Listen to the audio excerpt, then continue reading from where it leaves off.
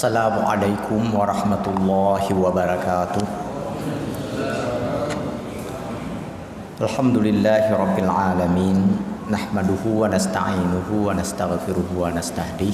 Asyhadu an la ilaha illallah wahdahu la syarikalah wa asyhadu anna Muhammadan abduhu wa rasuluhu la nabiyya ba'dah. Allahumma salli wa sallim ala sayyidina wa maulana Muhammad wa ala alihi wa ashabihi wa man tabi'ah.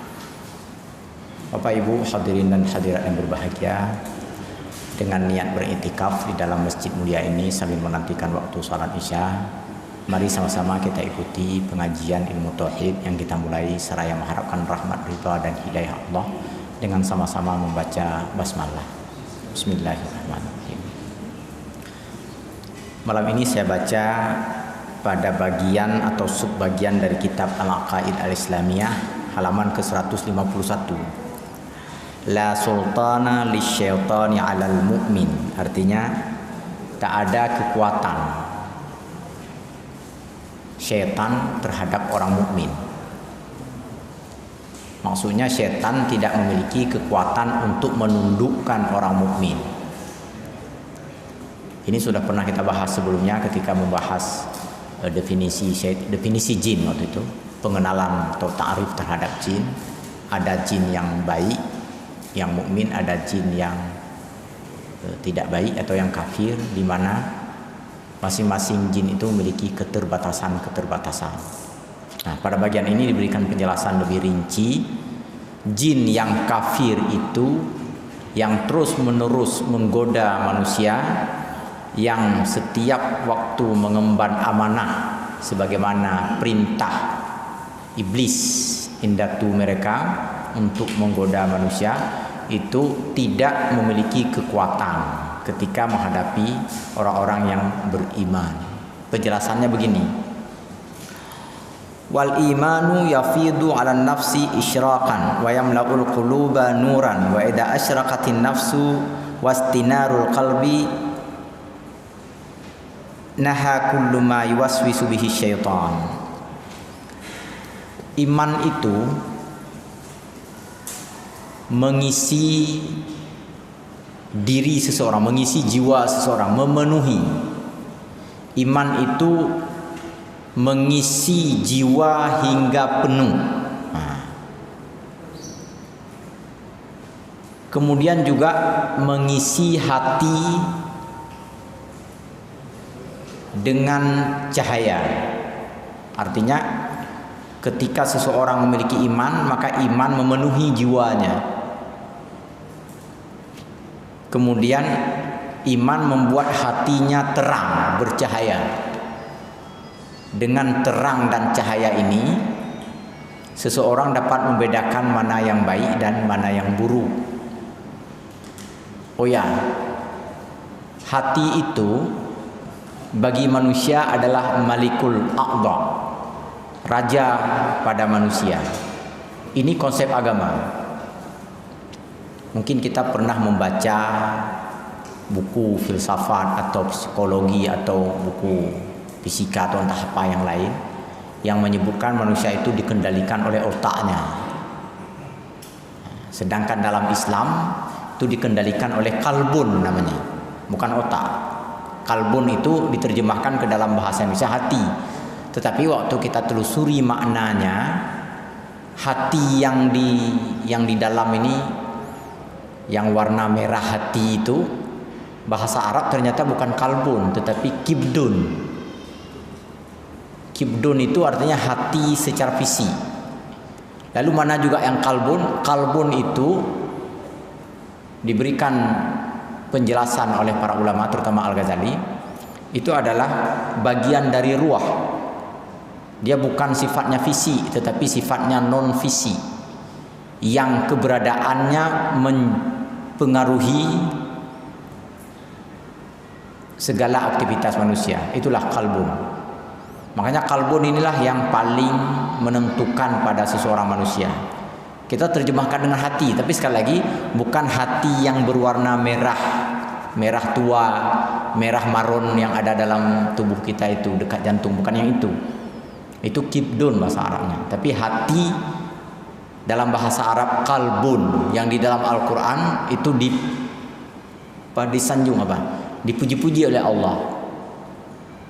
Ketika hati itu baik, dan dicerca oleh Allah ketika hati itu buruk. Yang hati baik apa? Illa man atallaha biqalbin salim, kan? Yauma la yanfa'u malu wala banun illa man atallaha biqalbin salim.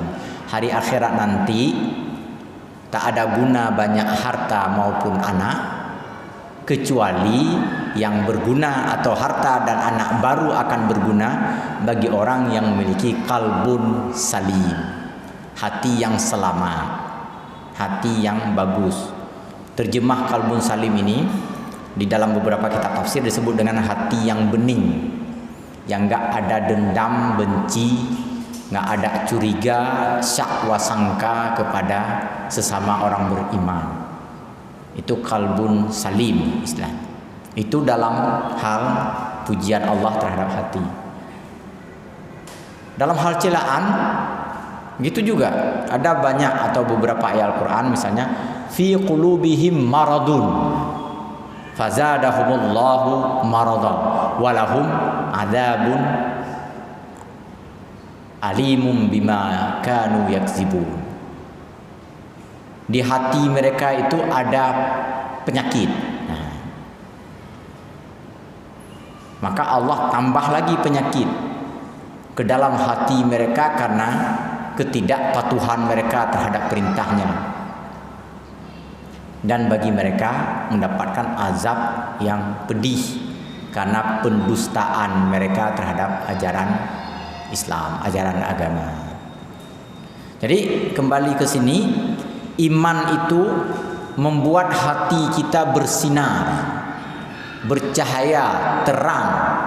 Dan karena terang, maka hati membuat keputusan-keputusan terbaik. Keputusan terbaik adalah keputusan ketika melakukan kebajikan. Wa idza asyraqatin nafsu wastinarul qalbi. Ketika hati itu bersinar dan ketika jiwa seseorang itu penuh dengan keimanan, maka terhalanglah dirinya min kulli ma yuwaswisu bihi syaitan, terhalang, terhindar dari masuknya bisikan-bisikan syaitan, waswas. Enggak ada mempan lagi syaitan membisikkan, karena jiwa kita sudah penuh dengan keimanan, karena hati kita terang benderang. Itu nggak bisa lagi. Makanya ini penting juga kita ingat, di dalam beberapa naskah Imam Al-Ghazali sering mencela orang yang sedikit-sedikit menyalahkan syaitan, dan nanti di hari kiamat dia diberikan hukuman yang berlipat ganda. Sikit-sikit, kenapa kamu melakukan itu? Nggak tahan godaan setan. Padahal memang dia yang melakukan itu. Bikin salah setan. Untung ada setan itu. Kalau ada setan, lu bilang gua ya, katakan. Kan? Jadi kalau hati bersih, jiwa penuh dengan keimanan, setan nggak bisa membisikkan, nggak mampu membisikkan. Jadi yang mampu dibisikkan adalah ketika jiwa kita nggak penuh keimanan, hati kita tidak benar-benar bersinar atau bercahaya. Inilah makna la sultana lisyaitan 'alal mu'min.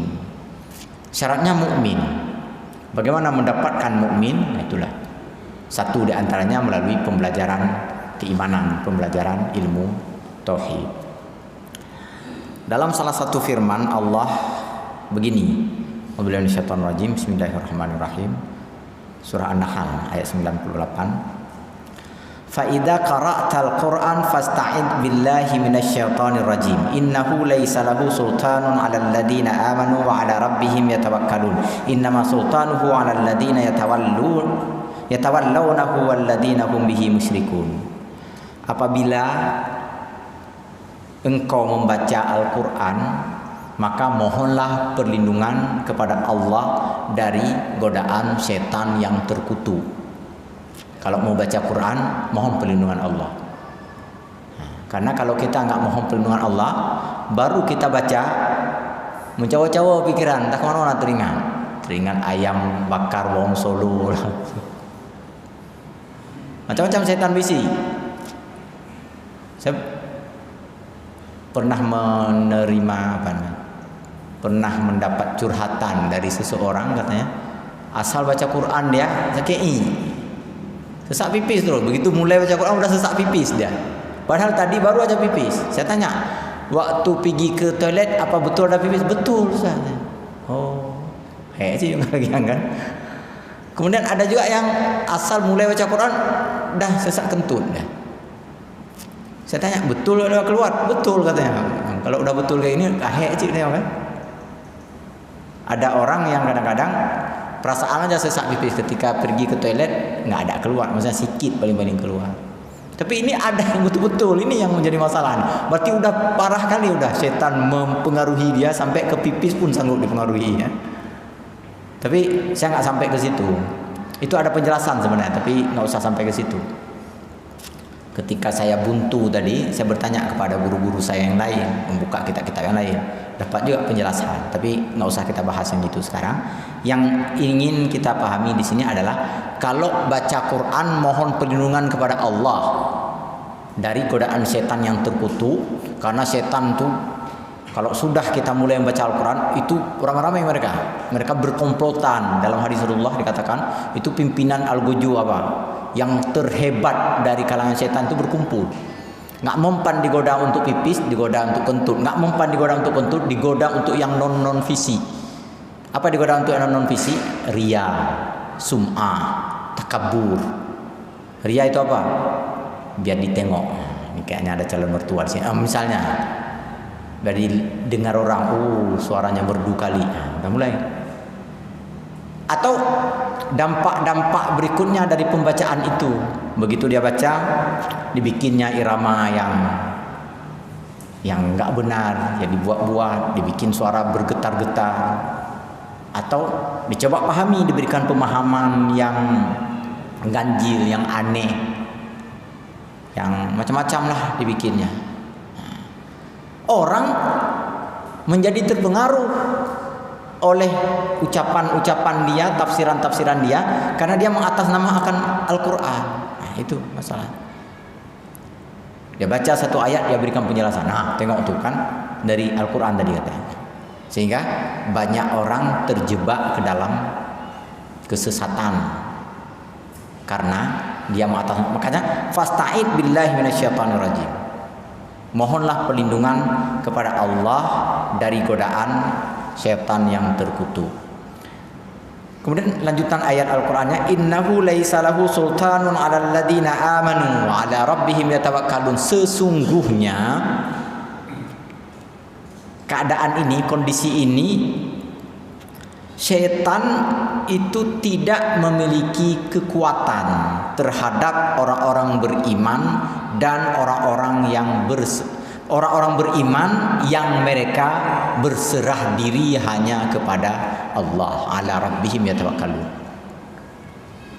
Orang beriman itu adalah orang yang berserah diri hanya kepada Allah. Setan enggak punya kekuatan menghadapi orang seperti itu. Innama sultanuhu 'alal ladzina yaqulunahu yatawallawnahu. Setan itu punya kekuatan berhadapan dengan orang-orang yang berpaling dari Allah dan orang-orang yang menduakan Allah. Itu kuat betul setan di sana. Orang berpaling apa? Orang yang pada dasarnya dia beragama Islam, dia beriman, tetapi melanggar aturan.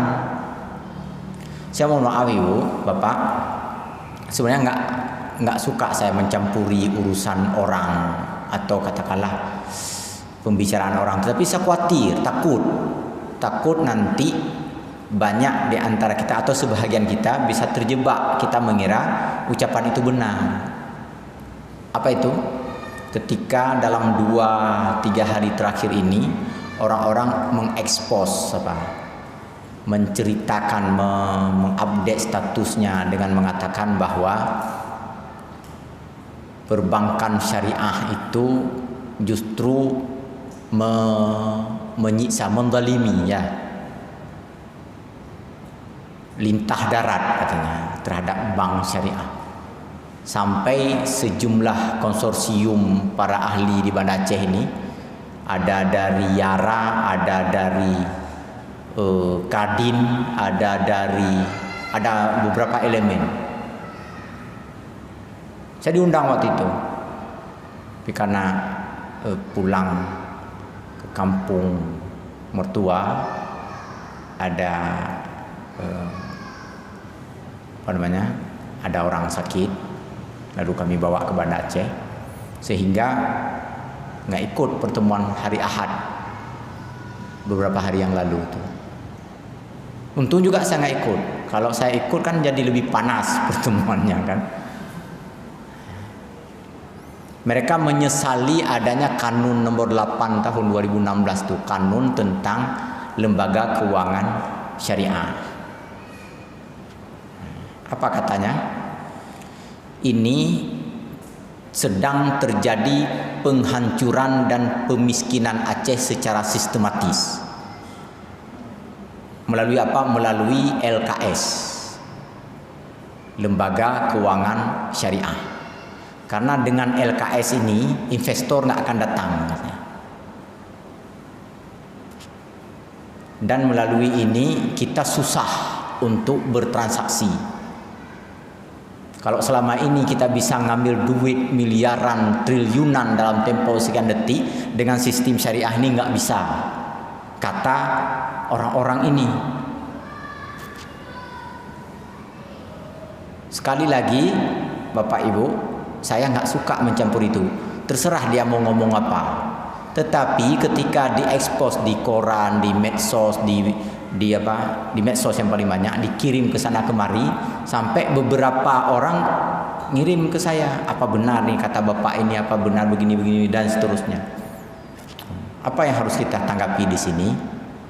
Kalau dianggap perbankan syariah belum berhasil atau belum mampu menjawab tantangan zaman, terserah. Maka mari bersama-sama untuk bangun kekuatan perbankan syariah supaya kuat. Tetapi kalau bahasa yang pertama tadi yang membuat orang investor nggak datang ke sini, ini kacau. Pemiskinan secara sistematis, ini kacau, ini parah betul kekacauannya. Karena kita yakin betul, innama nut'imukum liwajhillah kan. Yang dapat memberikan makan minum untuk kita Allah, bukan cukong Cina itu, bukan. Nah, jadi jangan sedikit-sedikit nggak bisa masuk investor. Mbak Bek dah mengede kalau memang nggak bisa masuk kan. Apa kita mati dengan nggak ada investor? Enggak, apa yang lagi. Nah, siapa yang ngomong begini? Itu dia. Bapak Ibu cari sendiri siapa yang ngomongnya. Pernah nggak dia salat berjamaah? Coba tanya di rumah terdekat dengan rumahnya atau di pengurus masjid yang terdekat dengan rumahnya. Apa mau jamaah-jamaah seperti ini ngomong kayak gitu? Nggak ada yang mau. Paling-paling nih, ini udah paling banter kali. Apa? Bank-bank syariah yang ada di Banda Aceh ini belum profesional. Itu ya harus kita akui. Mana ada profesional baru ini kan masih sangat baru. Bank syariah yang ada di Aceh ini memang belum sukses, belum berhasil, belum profesional, masih terkendala, masih ini, masih itu. Tetapi kalau dia katakan gara-gara syariah kita akan miskin, kita akan mati, itu besar persoalannya. Inilah yang mampu digoda oleh setan adalah alladzina yatawallawnahu, orang-orang yang berpaling dari kebenaran Allah, dari kebenaran ajaran Allah. Dan inspirasinya itu dari setan. Setan terus membisikkan. Apa bisikannya? Innama ya'idukumus syaitan, innama syaitan ya'idukumul faqra kan. Setan itu membisikkan, membuat persepsi kepada engkau bahwa engkau akan miskin suatu waktu. Nah, sering orang mencuri, Bapak Ibu. Waktu ditanya kenapa kamu mencuri, nggak ada, takut miskin, macam-macam. Dulu ada saya lupa, peneliti itu dia meneliti para pelacur itu, pekerja seks komersil, WTS zaman dulu istilahnya di Jakarta. Dia teliti sekian puluh orang, dia wawancarai kenapa mau melakukan perbuatan terkutuk itu. Rata-rata jawabnya takut miskin, nggak punya duit. Itu bisikan setan, Bapak Ibu. Setan membisikkan kepada orang yang berpaling dari kebenaran, seakan-akan hidup ini akan susah kalau kita ikuti kebenaran. Dalam bahasa Aceh, dalam masyarakat Aceh ada kalimat begini, tapi nggak usah diikuti kalimat ini, nggak usah diingat pun. Saya bilang juga, menyota patih habakun kitab utu pekap ham tu merasa. Kalau kita patuhi ajaran Al-Quran, kelapa bekas dimakan tupai pun nggak kebagian kita. Ini pernyataan orang paling tercela. Sebenarnya ada lanjutannya. Dulu ada Hashim KS yang tinggal di Nesu kalau saya nggak salah, Aceh. Mungkin ada Bapak Ibu yang mengenalnya. Hashim KS sastrawan pada masanya. Waktu masa saya sekolah dulu sastrawan besar beliau. Juga wartawan di Serambi, Indonesia. Ada lanjutannya. Apa lanjutannya beliau? Hanta patih habakun kitab bulat lam neraka. Diimbangi, kalau patuhi kitab nggak dapat apa-apa. Kalau nggak patuh sama ajaran kitab, ajaran Al-Quran maksudnya, maka nggak diragukan lagi, langsung masuk neraka. Tuh. Ada juga ungkapan lain. Jangankan yang halal, yang haram aja susah didapat. Ada aja yang ngomong seperti itu. Ini jangan dikira nggak besar bahayanya. Inilah ya tawallaunahu. Begitu kita memandang, mempersepsikan boleh mengambil yang haram, maka setan terus memberikan inspirasi. Karena diri kita nggak penuh iman, karena hati kita tidak bersinar, karena hati kita tidak bercahaya, maka terus menerus. 2 malam yang lalu saya dapat info seseorang kehilangan duit dalam angka yang cukup fantastis, ditaruh sebentar saja 25 juta. Aneh betul, hanya dalam waktu 5 menit tok bisa uang itu sudah diambil oleh orang lain. Dari mana gerangan? Dia tahu? Apa sudah diintai sejak dari bank? Apa emang nggak ada kerjaan orang? Kok bisa ya dalam waktu hanya 5 menit uang yang disimpan begitu rapi di tempat yang sangat tersembunyi bisa diambil? Sebelumnya ada juga kejadian. Setelah dia ngambil uang, dia taruh dalam laci mobil, mobilnya dipecahin kaca, diambil uangnya. Nggak jauh dari mobil dia ada mobil lain, ada puluhan mobil, nggak ada yang dipecah kaca, dan nggak ada uang di mobil lain satupun. Kok bisa ke mobil dia yang menjadi sasaran dipecah kaca? Kalau analisis pihak keamanan, pihak polisi, kan polisi melakukan penjajakan, investigasi. Ini kayaknya sudah diintai sejak dari bank.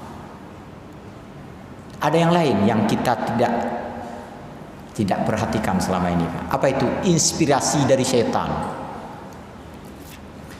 Apa itu inspirasi dari setan? Di dalam kitab Ibnul Qayyim itu disebutkan bahwa setan itu, jin itu tahu di mana letaknya emas.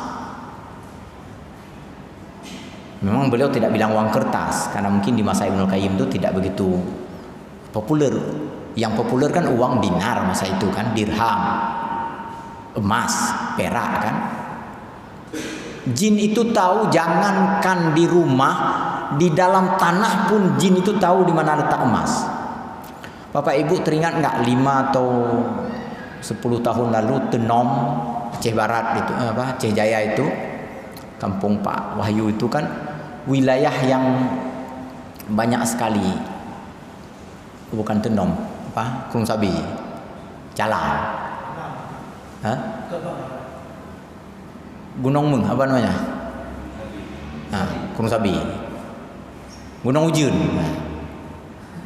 Apa yang terjadi di situ? Saya pernah berkunjung 2 kali ke situ. Apa yang terjadi? Orang-orang mencari emas waktu itu pakai tenaga dukun. Karena pakai tenaga dukun, ya ada transaksi tertentu dan ada penyimpangan penyelewengan tauhid sangat parah di situ. Bagaimana kita tahu emas begitu besar gunungnya dengan cara mengorek-ngorek. Dukunlah yang memandunya. Hanya dengan sekian meter dia korek dapat emas. Ini. Itulah dia memberikan inspirasi kepada siapa? Kepada orang yang imannya tidak penuh, yang hatinya tidak bersinar. Itu. Apakah jin itu mampu mengambil emas, enggak mampu dia. Makanya dia bisikkan kepada seseorang.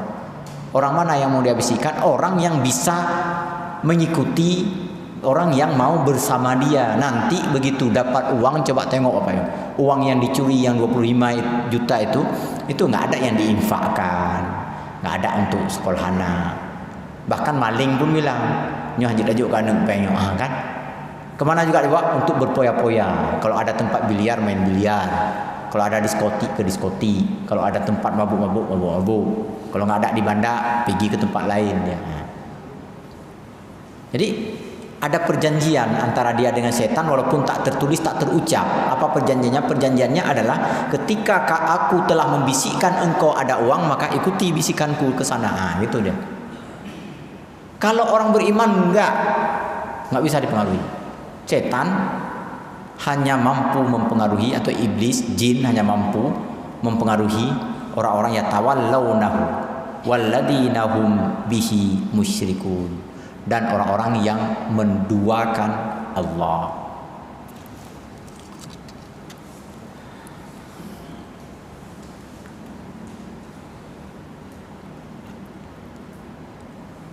Innal ladzina taqau idza massahum ta'ifum minasyaitan tazakkaru fa idahum mubsirun. Sesungguhnya orang-orang bertakwa apabila disentuh oleh sekelompok daripada syaitan, mereka berzikir, mereka sama-sama berzikir, fa idahum mubsirun, lalu mereka pun mengenali atau merasakan bahwa itu adalah godaan setan, itu adalah bisikan setan. Kalau kita sering bersih hati kita, sering kita isi dengan keimanan, kita isi dengan cahaya kebenaran, maka begitu datang setan membisikkan kejahatan kepada kita, kita segera mengetahui bahwa itu adalah bisikan setan. Karena kita tahu itu bisikan setan, maka kita pun tidak jadi. Sekurang-kurangnya kita berupaya mengendalikan diri. Nah itulah dia. Apa yang tadi? Apa judulnya tadi? La sultana lisyaitani alal mu'min. Tak ada kekuatan bagi setan terhadap orang-orang mukmin.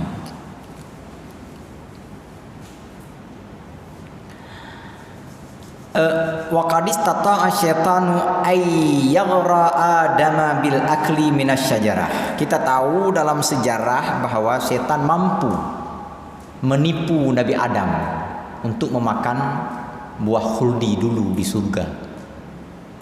Nah, itu.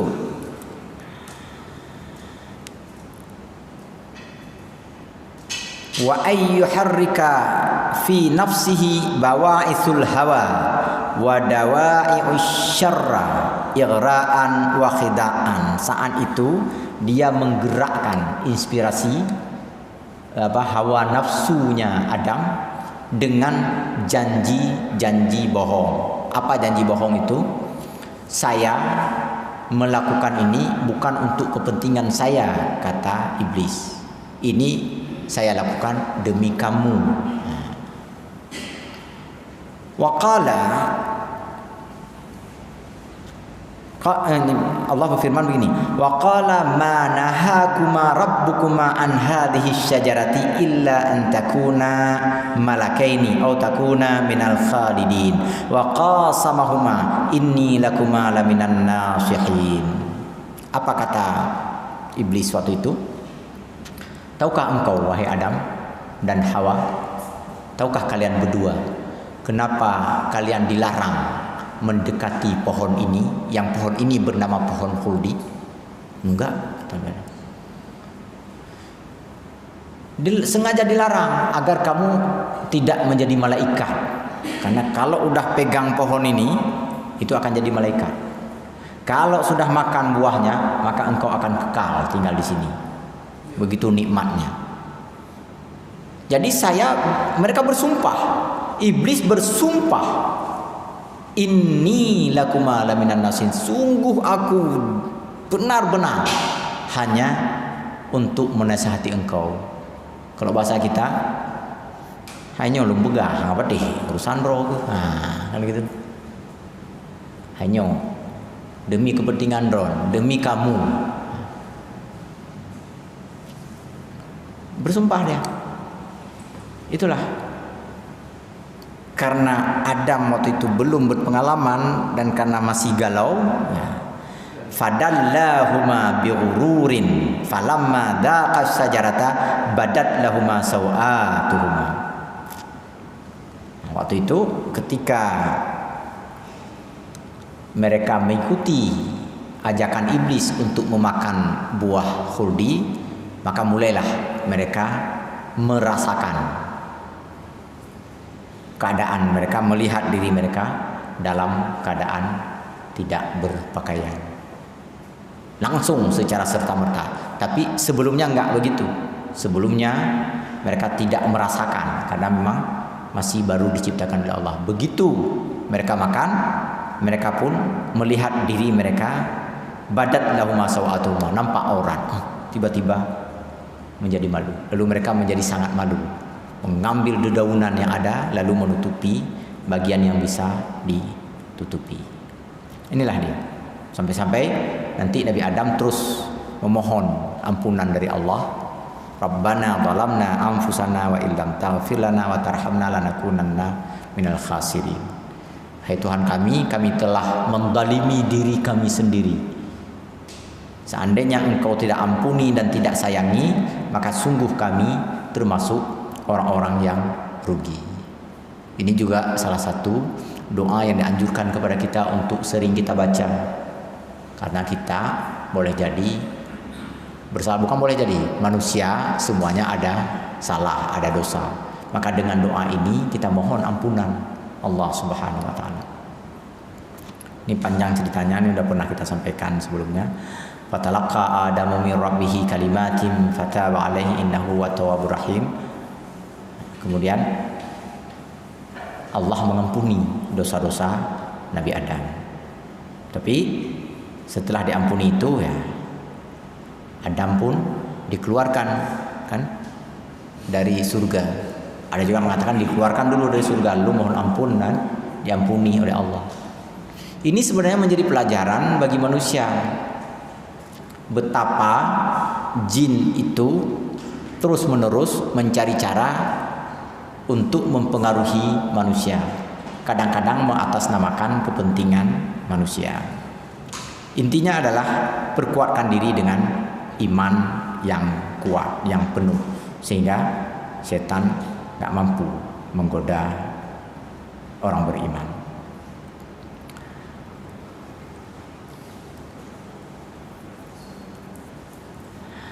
Kemudian muqawamatus syaitan, kekuatan setan. Innallaha lam yazkur fil Qur'an an-nafsal amarah bis-su walan nafsal lawamah illa marratan wahidah. Allah menyebutkan ammaratun bisu, apa namanya, annan nafsa la ammaratun bisu, kemudian juga nafsul lawamah, tentang nafsu itu hanya sekali di dalam Al-Quran, hanya sekali disebutkan ungkapan itu. Walakinnahu zakara syaitan wa zakara tahdir minhu fi suwarim mutanawwi'ah. Namun Allah menyebutkan setan beserta godaan-godaan setan, atau mengingatkan tentang godaan setan itu disebutkan di dalam banyak tempat dengan berbagai ungkapan. Untuk apa? Wa ma fa'ala dzalika illa liyakuna al-insan minhu ala hadrin. Untuk apa diingatkan itu? Supaya manusia berhati-hati terhadap godaan dan bisikan setan tersebut. Karena akan banyak orang terjerumus dengan adanya bisikan-bisikan tersebut. Kaila yadilla wala yashaqqa, agar manusia tidak tersesat dan agar tidak yashqi, tidak mengalami kesulitan ketika mengikuti godaan syaitan. Dalika anna amala syaitan fil nafsi mithla amalil makruh fil jismi. Karena perbuatan syaitan itu seperti bisikan syaitan terhadap manusia itu seperti darah mengalir di urat nadi, masuk melalui urat nadi tanpa kita sadari, tanpa kita ketahui. Begitulah setan memasuki jiwa dan kesadaran kita.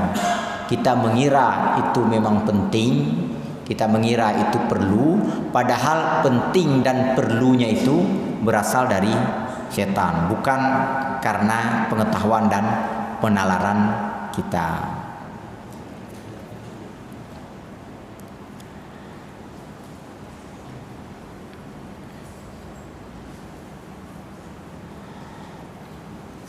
Inna sa'adatal insan la tatimmu illa bikubhi jumahin nafsi. Kemudian Allah berfirman selanjutnya, wa qur rabbi a'udzu bika min hamazatis syayatin wa a'udzu bika rabbi ay yahduruni. Surah Al-Mu'minun ya. Ucapkanlah, Tuhanku, aku berlindung kepada Engkau daripada bisikan-bisikan syaitan, dan aku mohon perlindungan kepada Engkau, wahai Tuhanku, daripada mempengaruhiku, mendatangi untuk mempengaruhiku oleh syaitan.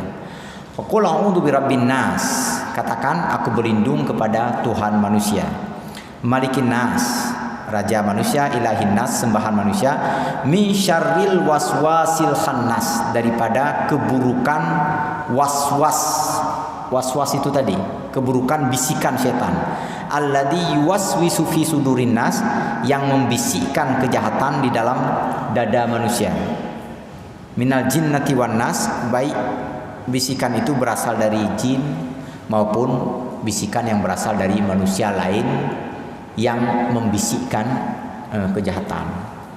Maksudnya di penghujung ayat ini ada penegasan bahwa keburukan yang dilakukan atau yang dibisikkan kepada manusia itu tak hanya berasal dari jin, tetapi juga terkadang berasal dari manusia lain. Jadi kita mohon perlindungan Allah.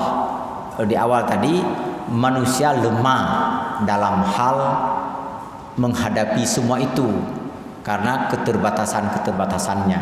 Walaupun tadi ada iman yang kuat misalnya, tetapi tetap saja yang namanya manusia memiliki keterbatasan. Oleh karena itu diajarkan untuk memohon perlindungan Allah dari godaan setan dan dari bisikan-bisikan yang dibisikkan ke hati.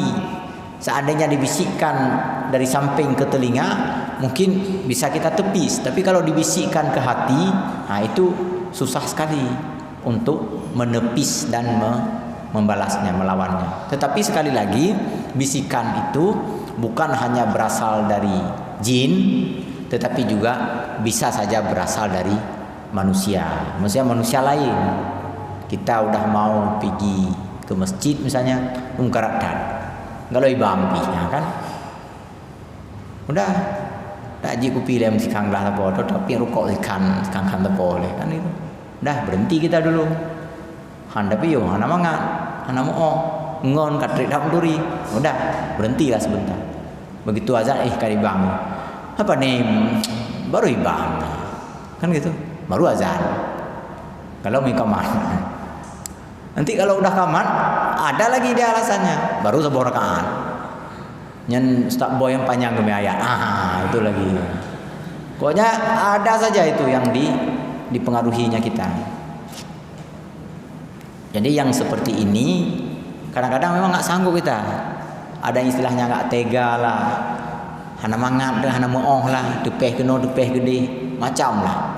Atau ada pejabat nanti di situ buka rapat, nggak enak lah tinggal ni atasan langsung, macam-macam lah alasannya. Jadi yang seperti ini supaya kita sanggup melawannya, kita mohon perlindungan Allah Subhanahu Wa Taala. Kalau bukan karena perlindungan dari Allah, kita memang nggak akan sanggup. Dan bab terakhir atau sebab terakhir, hikmatu khalqi iblis, hikmah diciptakannya iblis. Nah ini ibarat kekuatan baik dan buruk, maka iblis berada pada pusaran kekuatan buruk di alam semesta ini untuk menguji kekuatan kita dalam memperjuangkan kebajikan dan kebenaran.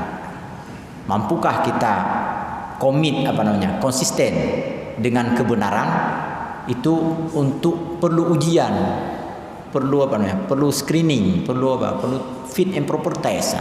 Melalui iblis lah dimanfaatkan oleh Allah untuk menjadi fit and proper test kita. Kalau kita berhasil menghadapinya, itu berarti kita betul-betul kuat imannya. Tapi kalau misalnya nggak ada godaan apapun, biasa-biasa saja, itu belum teruji imannya. Makanya Allah ciptakan iblis, yang iblis ini mengawal mengomandani seluruh jin yang jahat-jahat untuk menggoda seluruh manusia agar melakukan kejahatan dan keburukan. Makin banyak kejahatan, makin tinggi karir para jin ini. Iblis ini juga makin hebat kedudukannya ketika semakin banyak mereka menggoda, semakin banyak manusia tergoda oleh mereka. Jadi sekali lagi, apa hikmahnya? Hikmahnya untuk menguji kita. Tanpa ujian, maka keimanan kita itu belum diakui, belum terbukti. Saat kita diuji tapi kita berhasil, itu bermakna iman kita telah teruji, telah terbukti. Sanggup kita datang ke masjid walaupun sejak tadi ada ngantuk-ngantuk dikit, misalnya kalau subuh ada dingin-dingin dikit, ada bisikan-bisikan dari setan sedikit, macam-macam caranya lah. Tapi sanggup juga kita, berarti kita berhasil dan kita sukses. Tapi jangan dikira setan udah berhenti. Begitu kita sampai ke masjid, setan ikut itu. Sampai di masjid dia pengurusi lagi. Apa dia bilang lagi? Tengok tuh orang lain mana ada sanggup, kan cuma kamu yang sanggup. Dah. Muncul lagi rasa angkuh misalnya. Muncul rasa sombong. Masih ujian juga itu. Sanggup misalnya kita tepi, sanggup selesai semuanya, enggak ada sombong, enggak ada angkuh. Apa jin berhenti? Enggak. Setan berhenti? Enggak. Dia tunggu lagi kesempatan berikutnya. Setelah salat, kamu panjang-panjangin sedikit dikir kamu, itulah. Selagi kita melakukan sesuatu bukan karena Allah, maka ada saja peluang untuk dibisikkan yang buruk-buruk. Bapak Ibu berbahagia, ini sudah di penghujung waktu, mudah-mudahan ada manfaat. Oh ya, sebelum saya tutup mungkin ada yang mau ditanyakan atau ditanggapi terkait dengan pembahasan ini. Ini sudah selesai pembahasan tentang alam jin ini. Ya, silakan Pak. Apakah ada beda godaan setan pada orang beriman dan orang tidak beriman? Karena begini kan, dalam masyarakat atau dunia katanya, orang kafir itu baik-baik kan ini, baik sekali kan. Maka dari sisi juang segala macam, tapi dari tokoh-tokoh Islam ada celahnya. Ya. Demikian. Ya, penjelasan yang memadai tentang ini itu dalam kitab itu tadi, dalam Ibnu Qayyim itu memang ketika seseorang itu telah musyrik, kemudian jahat, telah terhimpun pada dirinya kejahatan dan keburukan, maka setan nggak perlu menggodanya lagi. Sedangkan kepada orang yang ingin berbuat baik, ingin berbuat saleh, atau sekurang-kurangnya diharapkan untuk berbuat baik, setan itu memberikan godaan yang sangat berat. Kenapa yang orang jahat tadi tidak lagi digoda oleh setan? Nggak perlu digoda lagi. Dia udah menggodanya itu maksudnya. Dia udah kualifikasinya penggoda, bukan lagi yang menggoda. Lalu tampil dengan kebaikan-kebaikannya. Tapi kebaikan semu itu, Pak. Jangan dikira mereka itu baik, enggak. Itu kebaikan semu untuk mempengaruhi orang kan, untuk melegitimasi kejahatan atau keburukan yang dia lakukan. Misalnya di tengah masyarakat preman itu ada dermawan. Maksudnya orang yang dermawan, ada yang setia, ada yang sangat loyal, sangat setia lah dalam menolong teman-teman. Itu kesetiaan untuk menutup diri, untuk mengemas diri, dan juga untuk kepentingan dia pada masa-masa berikutnya gitu. Dan satu lagi terkait dengan orang-orang kafir, apakah digoda oleh setan? Nah, ini ada dua penjelasan tentang ini. Ada ulama yang mengatakan dia nggak perlu digoda lagi karena memang sudah melakukan kejahatan. Tapi Ibnu Qayyim mengatakan tetap digoda. Untuk apa? Untuk bertambah lagi kejahatan yang dilakukan oleh orang kafir itu. Dia sudah kafir, sudah jahat, digoda lagi semakin bertambah lagi. Nah, kejahatan yang dia lakukan. Makin banyak kejahatan, makin membuat setan-setan ini senang gitu. Demikian, lebih kurang saya maaf kepada Allah Subhanahu wa taala. Subhanakallahumma wa bihamdika asyhadu an la ilaha illa anta nastaghfiruka wa natubu ilaik. Wassalamualaikum warahmatullahi wabarakatuh.